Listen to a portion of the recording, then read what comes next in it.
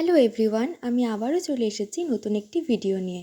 আজ আমরা কোথায় গেলাম, কী কী করলাম সব কিছুই থাকছে এই মিনি ব্লগে। দিনটি ছিল 1 জানুয়ারি। সকাল সকাল পুজো দেবার জন্য ঠাকুর স্নান করার জল রেডি করছিলাম। জলে কয়েকটা গোলাপ ফুলের পাপড়িও দিয়ে দিলাম। এই দেখো আমার ঠাকুরের শৃঙ্গার শেষ। জানিও কেমন লাগছে শ্রীকৃষ্ণ আর রাধারানীকে আর গোপুকে। তারপরে রেডি হয়ে বেরিয়ে পড়লাম ইকো সিটি যাওয়ার উদ্দেশ্যে। যাওয়ার সময় রাস্তায় অনেক ফুলের দোকান দেখছিলাম, তো আমারও নিতে ইচ্ছে করছিল ফুল।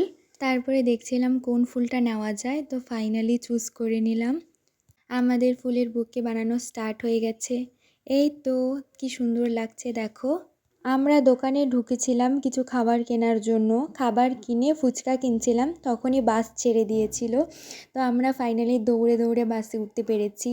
আজ অবধি যতবারই বাসে উঠেছি বসার সিট পাইনি। আমরা বাসে দাঁড়িয়ে দাঁড়িয়ে পৌঁছে গেলাম আমাদের লোকেশনে, ইকো সিটি পার্ক। আজ আমি কুলি হয়ে গেছি, পুরো রাস্তা আমি এগুলো হাতে করে নিয়ে এসেছি।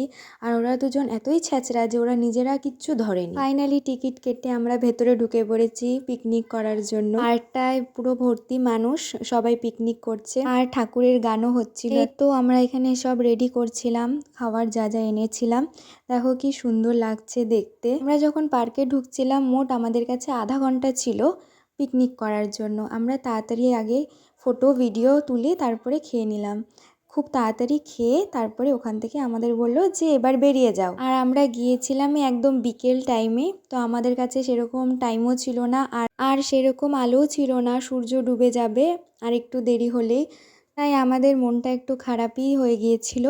সো আমরা তারপরে ওখান থেকে বেরিয়ে গেলাম। দেখা হবে নতুন একটি ভিডিওতে। আজ তবে আসি, বাই।